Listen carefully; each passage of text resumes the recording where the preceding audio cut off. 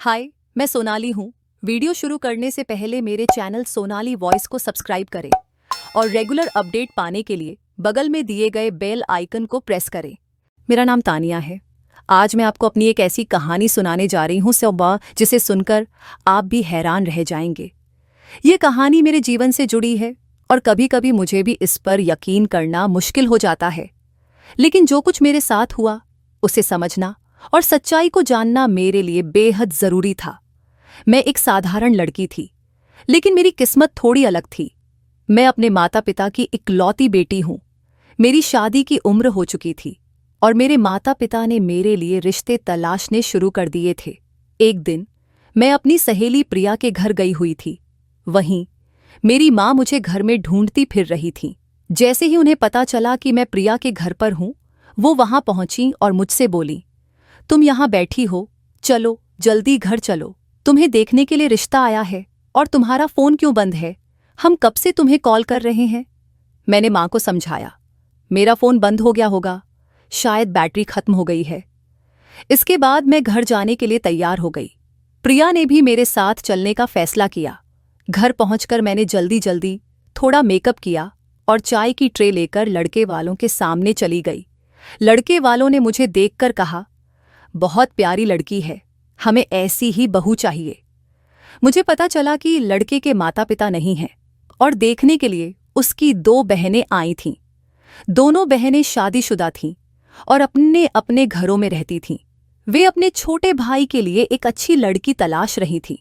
उन्होंने बताया कि लड़के का नाम रोहित है और वह अलग घर में अकेला रहता है। मेरी माँ को यह रिश्ता बहुत पसंद आया।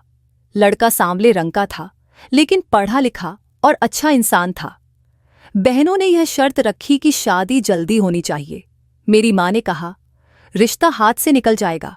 लड़का पढ़ा लिखा और अमीर है। सबसे अच्छी बात तो यह है कि उसका घर हमारे घर के करीब है। शादी की तैयारियां जल्दी शुरू हो गईं। रोहित का घर हमारे घर के पास था, लेकिन हमने कभी उससे मेलजोल नहीं रखा था। हमें यह नहीं पता था कि वहां से मेरे लिए रिश्ता आएगा। कुछ दिनों बाद मेरी शादी हो गई। अब मैं शादी के बाद अपने ही पड़ोस में रहने लगी। मुझे मायके जाने की कोई दिक्कत नहीं होती थी। मेरे पति ने कभी मुझ पर कोई रोक टोक नहीं लगाई। मेरी दोनों ननदें भी शादी के बाद अपने अपने घर लौट गईं और मायके कम ही आती थीं। मैं अपने ससुराल में बहुत खुश थी। मेरे पति रोहित बहुत अच्छे इंसान थे और मुझसे बेहद प्यार करते थे। मेरी माँ ने मुझे समझाया, अपनी खुशी सबको मत बताना, नजर लग जाती है। इतना प्यार करने वाला पति और ससुराल हर किसी की किस्मत में नहीं होता। लेकिन मैं अपनी खुशी छुपा नहीं पाती थी। हर किसी से कहती कि मेरा ससुराल बहुत अच्छा है और मेरे पति तो सबसे बेहतर हैं। एक दिन रोहित ने मुझसे कहा, आज शाम तुम्हें शॉपिंग पर ले चलूंगा। मैंने सोचा, रोहित मेरे लिए इतना कुछ करते हैं, तो क्यों ना मैं उनके लिए आज खुद से एक शानदार खाना बनाऊं। ये सोचकर मैं रसोई में चली गई और उनके लिए कुछ खास बनाने की तैयारी करने लगी। मेरे घर में खाना आम तौर पर नौकर बनाते थे, लेकिन एक पत्नी अपने पति के लिए आखिर और क्या कर सकती है। या तो वह अच्छे से तैयार हो जाए या फिर उसकी पसंद का खाना बनाए और उसकी हर बात माने। मैं भी अपने पति रोहित के लिए यही सब करती थी। उस दिन मैंने उनके लिए उनकी पसंद का खाना बनाया था। रोहित जब घर आए तो बहुत खुश थे। उन्होंने मुझसे कहा, शाम को तुम्हें अच्छी शॉपिंग करवा दूंगा और रात का खाना हम बाहर खाएंगे। मैंने उन्हें बताया, मैंने आपकी पसंद का खाना बनाया है, तो क्यों ना आज घर पर ही खा लें। मेरी बात सुनकर वो और खुश हो गए। हम दोनों खाना खाने बैठे, लेकिन अचानक खाना खाते ही न जाने क्या हुआ कि रोहित कुर्सी से गिर पड़े।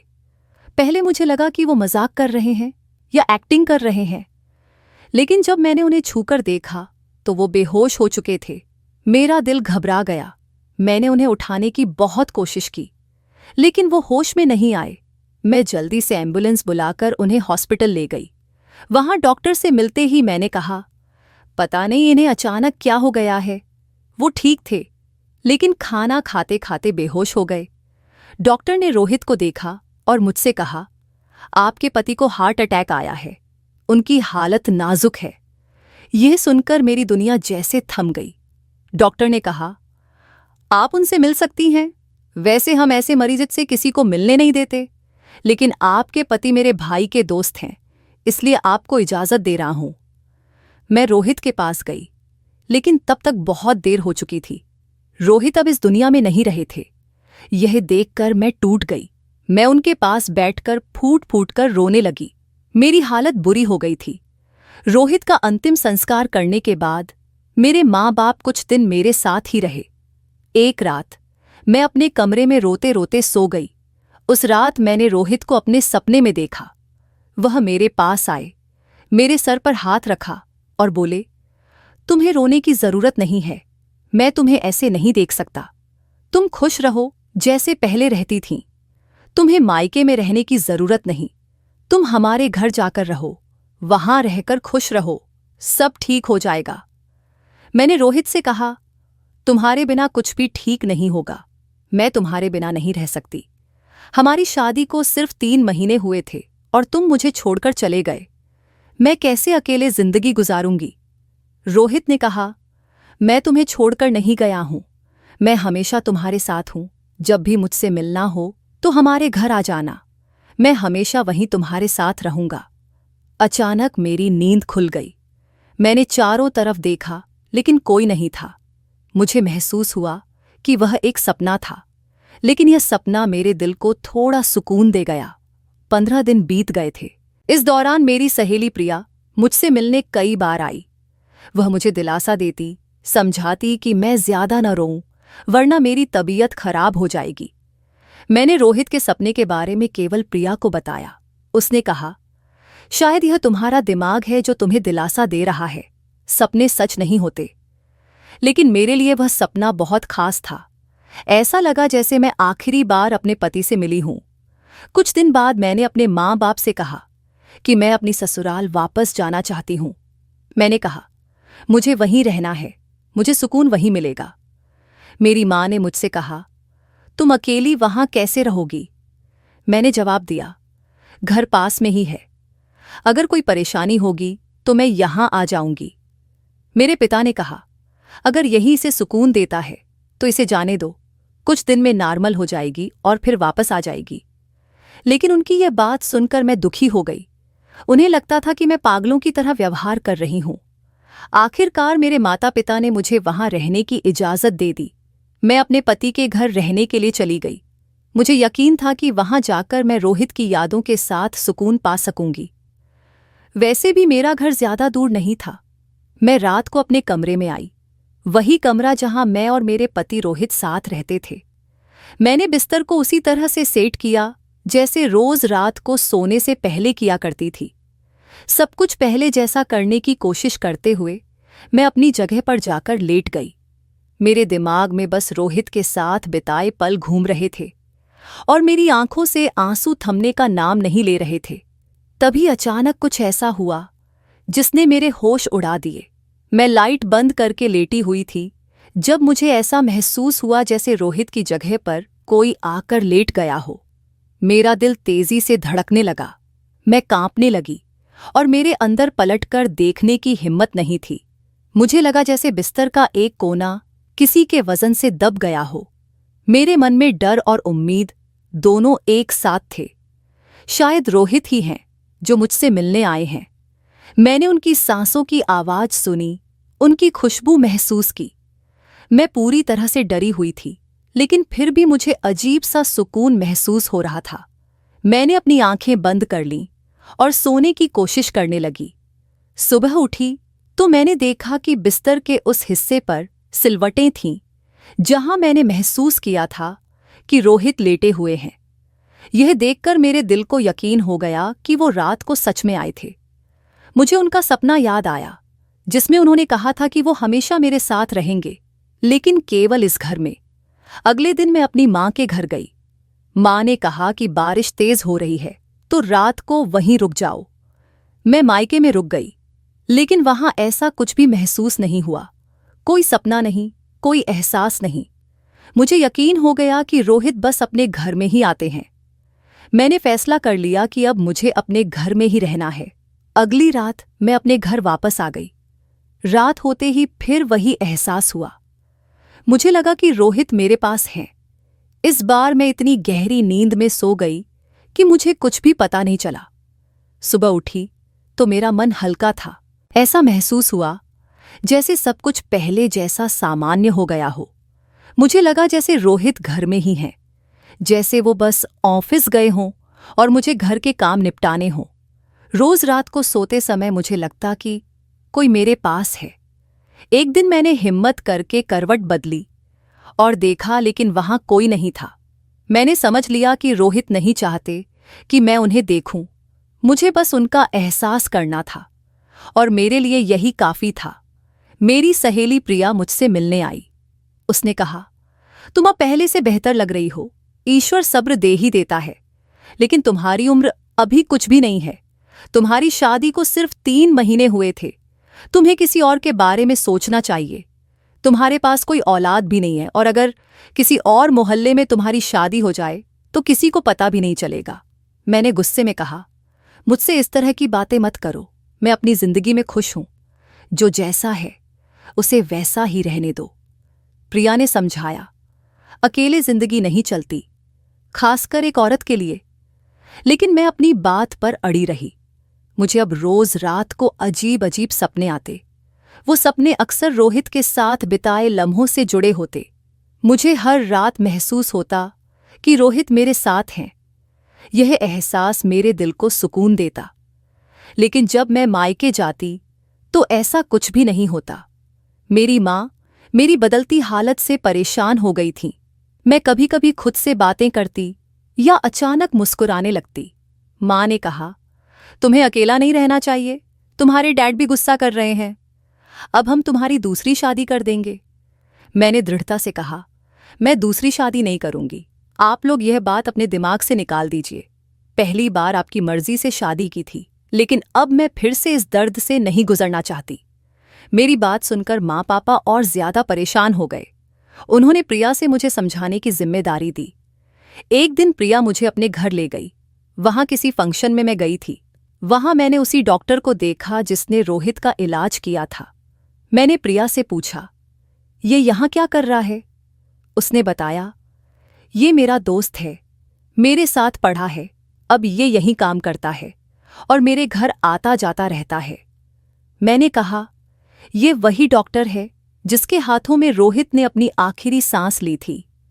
प्रिया ने मुझे बताया कि वह डॉक्टर मुझे और मेरे पति को जानता है, क्योंकि उसके भाई और रोहित के बीच गहरी दोस्ती थी। दोनों साथ काम भी करते थे। प्रिया ने यह भी बताया कि शायद उसकी शादी इसी डॉक्टर से हो जाए, क्योंकि उसकी फैमिली को वह बहुत पसंद आ रहा है। उसने कहा, हम दोनों कभी कभी मैसेज पर बात कर लेते हैं। मैंने कहा, कांग्रेचुलेशन, जल्द ही तुम्हारी शादी हो। डॉक्टर की पत्नी बनना तो बड़ी बात होती है, और ये इंसान भी देखने में हैंडसम और आदतों में अच्छा लग रहा है। उसने मुस्कुराते हुए कहा, अब देखो आगे क्या होता है। मैं प्रिया के लिए बहुत खुश थी, लेकिन मेरा मन अब भी रोहित के ख्यालों में उलझा रहता। रोहित के साथ बिताए हुए पल और उनकी अचानक मौत मुझे हर पल झकझोर देते। मुझे याद आया जब हम साथ बैठे थे। रोहित प्यार से बातें कर रहे थे। उन्होंने कहा था, मैं तुम्हें शॉपिंग करवाने ले जाऊंगा, तुम बहुत खुश हो जाओगी। लेकिन वही दिन मेरी जिंदगी का सबसे मनहूस दिन बन गया। मुझे नहीं पता था कि रोहित को दिल का दौरा पड़ा है। डॉक्टर ने कहा था कि यह अचानक किसी को भी हो सकता है, और जिन लोगों को दिल की बीमारी होती है वे अक्सर तब तक इसे नहीं समझ पाते जब तक हालात खराब नहीं हो जाते। मुझे ऐसा लगता था जैसे मुझे नजर लग गई हो। मेरी माँ सही कहती थीं कि खुशियों को सबके सामने नहीं जताना चाहिए, लेकिन मैं तो अपनी खुशियां सबके साथ बांट देती थी। शायद इसी वजह से मेरी पूरी दुनिया उजड़ गई। मैं रोहित को भूल नहीं पा रही थी। दिन रात यही सोचती कि काश ऐसा नहीं हुआ होता। आखिर मेरे साथ ही ऐसा क्यों हुआ? प्रिया के घर पर एक औरत मुझसे मिलने आई। वह बहुत प्यार से बातें कर रही थी। उन्होंने मेरे पति के बारे में पूछा तो मैंने अपनी पूरी कहानी बता दी। उन्होंने कहा, जब कोई इंसान दुनिया से चला जाता है तो वह वापस नहीं आता। एक बार आत्मा शरीर से निकल जाए तो वह ईश्वर के पास चली जाती है। मैंने उनसे कहा, लेकिन कभी कभी मरे हुए लोग वापस आते हैं, ऐसा मैंने सुना है। उन्होंने जवाब दिया, वापस आने वाले मरे हुए लोग नहीं होते, बल्कि उनकी आत्माएं होती हैं। वे सिर्फ आपके दिमाग से खेलती हैं और आपको भ्रम में डालती हैं। उनकी यह बात सुनकर मैं डर गई। इसका मतलब यह था कि जो मुझे महसूस होता था वह रोहित नहीं, बल्कि उनकी भटकती आत्मा थी। मैंने डरते हुए उनसे पूछा, अब मैं क्या करूं? उन्होंने मुझे सलाह दी, तुम्हें उस घर में अकेले रहना छोड़ देना चाहिए। जब तक तुम अकेली रहोगी, यह वहम तुम्हारा पीछा नहीं छोड़ेगा। मैंने कहा, लेकिन जब मैं मायके जाती हूं तो ऐसा कुछ नहीं होता। उन्होंने कहा, तो तुम उसी घर में मत रहा करो और इस बात को अपने दिमाग पर हावी मत होने दो। मुझे अब भी यह बात स्वीकार नहीं हो रही थी। मैं सोचने लगी कि जो सपना मैंने देखा था उसका क्या मतलब था। मैंने यह सब अपनी दोस्त प्रिया को बताया। मैंने उससे कहा, तुम्हें एक रात मेरे साथ उस घर में रुकना होगा। प्रिया ने डरते हुए कहा, अगर कुछ भी अजीब हुआ तो मैं भाग जाऊंगी। मैंने हंसते हुए कहा, मैं भी तुम्हारे साथ भाग जाऊंगी। प्रिया मान गई, लेकिन उसने एक शर्त रखी। उसने कहा, इस रात के बाद तुम इस घर में अकेले नहीं रहोगी और तुम्हें मुझसे वादा करना होगा कि तुम दूसरी शादी करोगी। मैंने उसकी बात मान ली। उस रात मैं पर्दे के पीछे छुप गई। मैंने कमरे में थोड़ी सी रोशनी रखी ताकि सब कुछ थोड़ा स्पष्ट दिखे। प्रिया मेरी जगह पर लेट गई। उसका चेहरा मेरी तरफ था। मैंने उसे इशारे से भरोसा दिलाया कि मैं यहीं खड़ी हूं। वह डर तो रही थी, लेकिन हिम्मत करके लेट गई। रात के 2 बजे अचानक कुछ ऐसा हुआ जिसने हमें हिलाकर रख दिया। हमने देखा कि खिड़की से कोई अंदर घुसा। वह एक आदमी था जिसका कद रोहित से बड़ा था। उसके पीछे 2 और आदमी अंदर दाखिल हुए।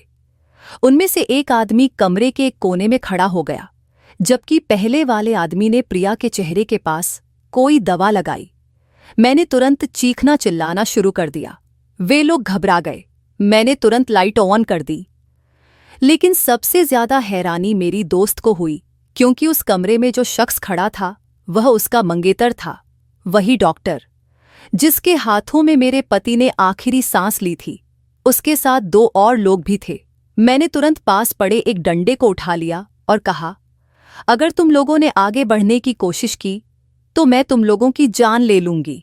मेरी दोस्त डर के मारे मेरे पीछे छुप गई और अपने मंगेतर से पूछा, तुम यहां क्या कर रहे हो और ये लोग कौन हैं?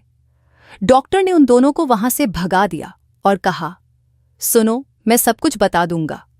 लेकिन वह खुद भी बहुत घबराया हुआ था। मैंने बिना किसी को बताए अपने पिता को फोन कर दिया। कुछ देर बाद मेरे पिता और मां घर पहुंच गए, क्योंकि मैंने घर का दरवाजा खुला छोड़ रखा था। मेरे पिता ने डॉक्टर विजय को पकड़ लिया और उससे सख्ती से सवाल पूछे। शुरुआत में वह कुछ नहीं बोल रहा था, लेकिन जब मेरे पिता ने उसे डांटा और थप्पड़ मारे तब उसने सच उगल दिया।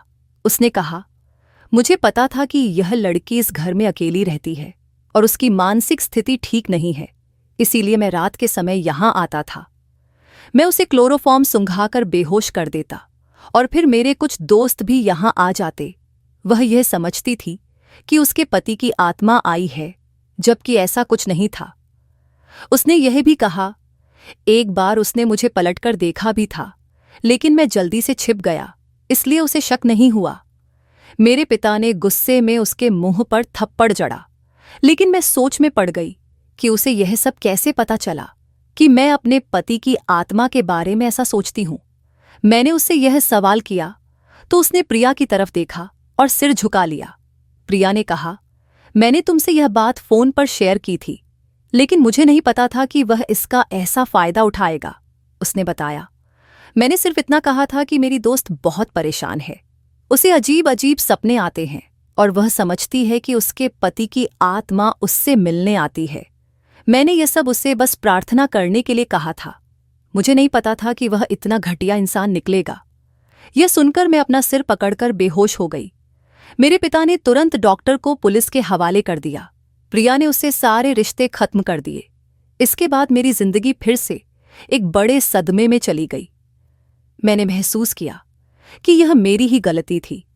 मैंने अपनी भावनाओं और दुखों को खुद पर इतना हावी होने दिया कि किसी ने मेरी मजबूरी का फायदा उठा लिया। मुझे अब यह समझ आ गया था कि जब कोई इंसान इस दुनिया से चला जाता है तो वह वापस नहीं आता। कुछ दिनों बाद प्रिया ने अपने घर वालों को सब कुछ बता दिया।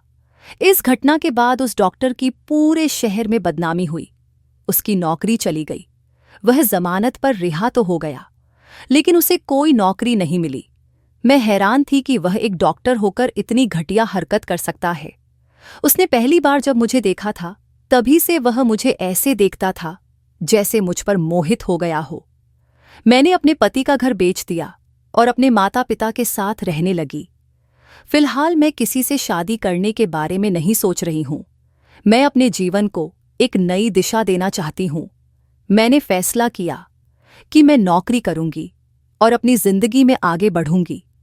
मुझे लगता है कि बाहर निकलने और व्यस्त रहने से मेरा ध्यान बीते हुए कल से हट जाएगा। यह जमाना कितना बुरा है। लोग दूसरों की मजबूरी का फायदा उठाने से भी नहीं चूकते। मैंने कभी नहीं सोचा था कि मेरे साथ इतनी बड़ी घटना हो सकती है। पता नहीं किसकी बुरी नज़र ने मेरी जिंदगी को यूं बर्बाद कर दिया, लेकिन अब मैंने खुद को बदलने का फैसला किया है। फिलहाल मैं घर पर हूं, लेकिन जैसे ही मुझे एक अच्छी नौकरी मिलेगी, मैं अपनी जिंदगी को नए सिरे से शुरू करूंगी। दोस्तों, उम्मीद है कि मेरी कहानी से आपने कुछ सीखा होगा। अगर ये कहानी आपको पसंद आई हो तो इसे लाइक करें। अगर आप हमारे चैनल पर नए हैं तो सब्सक्राइब करना न भूलें और नोटिफिकेशन ऑन करें ताकि अगली कहानी आप तक सबसे पहले पहुंचे।